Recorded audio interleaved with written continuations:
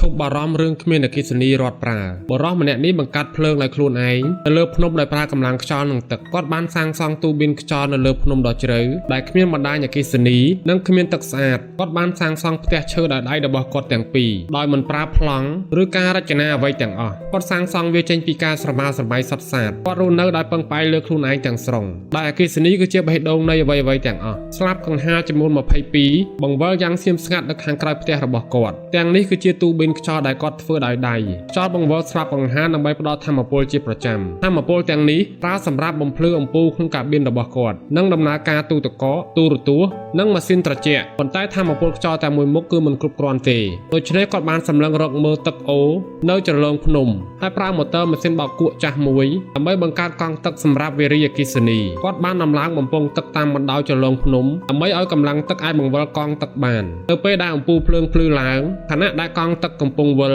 ស្នាមញញឹមបានលេចឡើងនៅលើមុខរបស់គាត់និយាយថាការគ្រប់គ្រងម៉ាស៊ីនភ្លើងទាំងនេះមិនមែនជារឿងងាយស្រួលទេហើយដើម្បីរក្សាថាមពលឲ្យប្រើបានគ្រប់គ្រាន់គាត់ត្រូវតែកែលម្អនិងថែទាំពួកវាជាប្រចាំគាត់ធ្លាប់ស្រមៃចង់ក្លាយជាវិស្វករកាលពីនៅរៀនអនុវិទ្យាល័យប៉ុន្តែបែរងាកទៅរៀនផ្នែករដ្ឋបាលវិញតាមបំណងឪពុកម្ដាយគាត់បានធ្វើការការិយាល័យធម្មតារហូតដល់អាយុ30ឆ្នាំទើបគាត់រកឃើញក្តីសម័យរបស់គាត់ឡើងវិញចាប់ផ្ដើមពីម៉ាស៊ីនភ្លើងដំបូងរបស់គាត់និងបោះជំហានម្ដង